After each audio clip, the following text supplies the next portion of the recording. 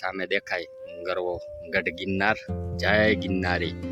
રાતના આ જે ધાર કહેવાય છે એ ધારની અંદર રાતે સિંહ પણ ગર્જના કરતા હોય, સિંહ પણ આવી જતા હોય છે. અહીંયા આ લીમડો છે એ જો અહીંયા સાથે છે, આ એના પાંદડા. અમને તો બતાતું નથી, આખી વૃક્ષ છે. તો આ વૃક્ષની અંદર માતાજી બિરાજમાન છે, વૃક્ષના થડમાં.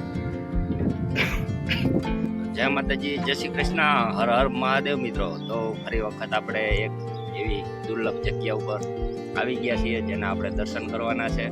ત્યાં ટેકરી ઉપર ખોડિયાર માતાજી બિરાજમાન છે, જેના આપણે આજે દર્શન કરવાના છે. આની પહેલાં આપણે જે ટેકરી માથે મહાદેવના દર્શન કર્યા હતા એવા જ કંઈક આજના દર્શન છે.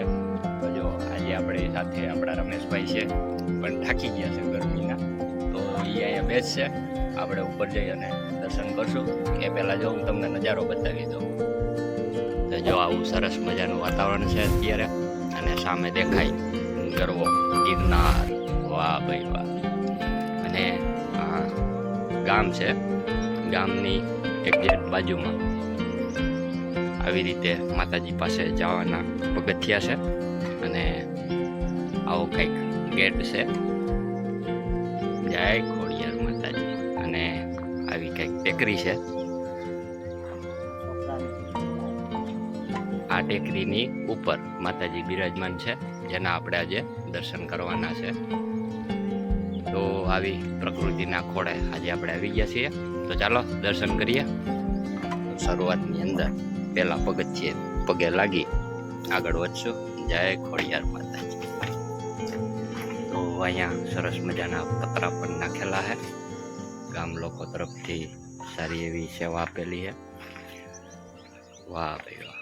આવા પગથિયા ચડીને અને આપણે જો સામે ધજા દેખાય ત્યાં જવાનું છે. ઝૂમ કરીને તમને બતાવી દો. જો અહીંયા જગ્યા આવેલી છે, ત્યાં જવાનું છે.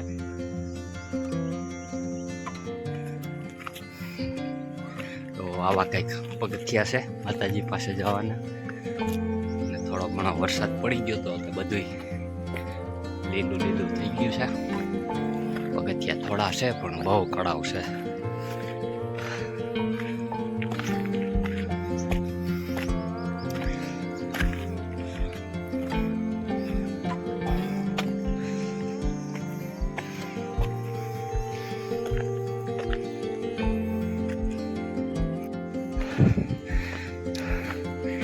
ચોટીલા કરતા બહુ આકરા પગથિયા છે. હાથે બનાવેલા છે, મોટા મોટા બની ગયા છે. ને ટેકરી ફૂલ કળાવ છે, એટલે ટપાઈ મોટા મોટા બનાવ્યા છે.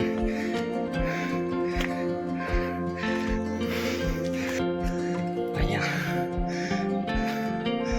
ચકલાઓને ચણ નાખવા માટે જગ્યા બનાવેલી છે.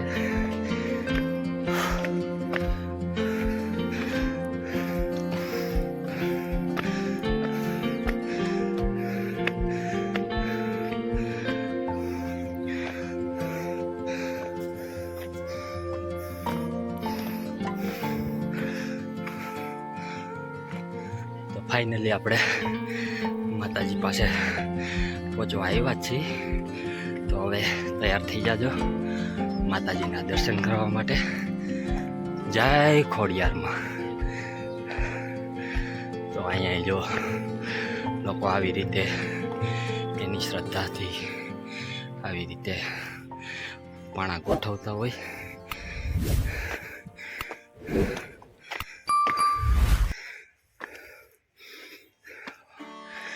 જય માતાજી, જય ખોડિયાર. વાહ ભાઈ વાહ. તો આ ટેકરી ઉપર આવી રીતે ખોડિયારમાં અહીંયા બિરાજમાન છે. જય ખોડિયારમાં. જે લોકો આ વિડીયો જોવે છે તે લોકોના તમામ દુઃખ દર્દ દૂર કરજો, તેની મનોકામના પૂરી કરજો. એ બદલ હું પણ તમને પ્રાર્થના કરું છું. જય ખોડિયારમાં. તો માતાજીના તમે પણ દર્શન કરજો. તમારી જે કાંઈ મનોકામના હોય ફરજ લગાવજો, ખોડિયાર માતાજી જરૂર પૂરી કરશે. જય માતાજી. તો મિત્રો ખોડિયાર માતાજીના આપણે દર્શન કર્યા, જે આ ટેકરી ઉપર બિરાજમાન છે. તેના ઘણા પરચા છે, તેના ઇતિહાસ પણ એવા છે, જેની વાત કરીએ તો વિડીયો બહુ લાંબો થઈ જાય. ખાલી એટલું જ કહીશ, તમારી જે કાંઈ મનોકામના હોય માતાજીને અરજ લગાવજો, જરૂર પૂરી કરશે. ખોડિયાર માતાજી તો વાત જ પૂછોમાં એની. અને ગામ લોકો તરફથી જો અહીં સરસ મજાનું પતરાનો આવો શેડ ફિટ કરેલો છે, એટલે જે પણ લોકો આવે તો આવી ગરમીની અંદર થોડીક વાર છાંયે બેસી માતાજીની પૂજા કરી શકે. ગરમી જોવો તમે, થોડો ઘણો વરસાદ પડી ગયો એટલે બફારો જેવો છે. અને વરસાદ આવા ઉનાળામાં પણ આવે છે. જો તમે ગરમી એવી છે ને અત્યારે અહીંયા વાત જવા દો. તોય માતાજીના દર્શન કરવા માટે આવ્યો અને તમારા સુધી પહોંચાડવાનો મારો એક નાનો એવો પ્રયાસ. તો વિડીયોને લાઇક, શેર, સબસ્ક્રાઈબ કરવાનું ભૂલતા નહીં. ચેનલને સબસ્ક્રાઈબ કરજો, વિડીયોને લાઇક કરજો અને તમારા મિત્રોને ગ્રુપમાં મોકલજો, જેથી આ ખોડિયાર માતાજીના તે પણ દર્શન કરી શકે.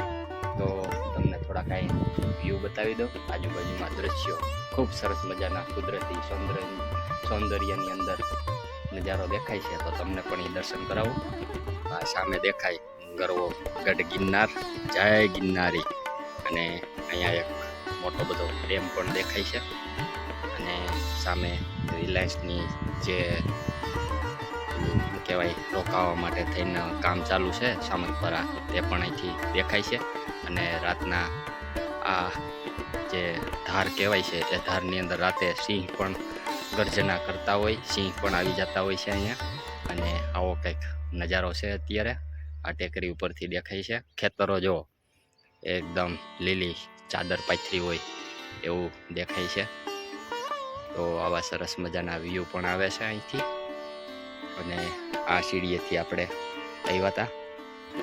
ને આ નાનું એવું ગામ છે, જે આ ખોડિયાર માતાજીની સેવા કરે છે, પૂજા કરે છે. અને આ એ જ માતાજીનું સ્થાન છે.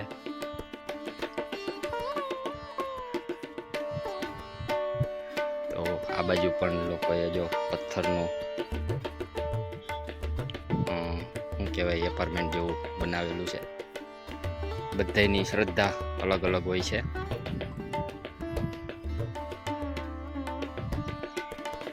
તો આ ખોડિયાર માતાજી અહીંયા બિરાજમાન છે. અને આ વૃક્ષ જો, થડ જો, આ શેનું વૃક્ષ છે એ મને ખબર નથી.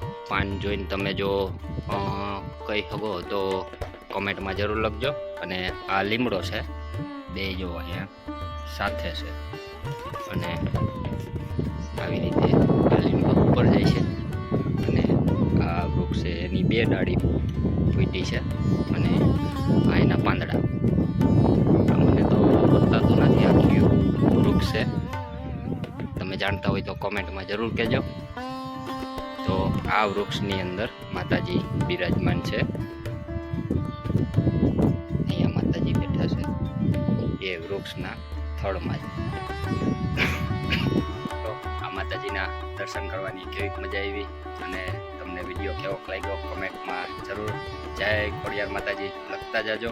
અને તમારા મિત્ર સર્કલને શેર જરૂર કરજો, જેથી આવા મારા વિડીયો તમને મળતા રહે. વિડીયો મૂકું એટલે તરત તમને નોટિફિકેશન મળી જાય. તે માટે ઓલ સબસ્ક્રાઈબમાં ઓલ ઉપર ક્લિક કરી દેજો. તો મળશું એક નવા વિડીયો અને આવી એક અદ્ભુત કંઈક જગ્યાને લઈને દર્શન કરવા માટે. મળશું એક નવા વિડીયો સાથે. ત્યાં સુધી બધાને મારા જય માતાજી, જય શ્રી કૃષ્ણ, હર હર મહાદેવ.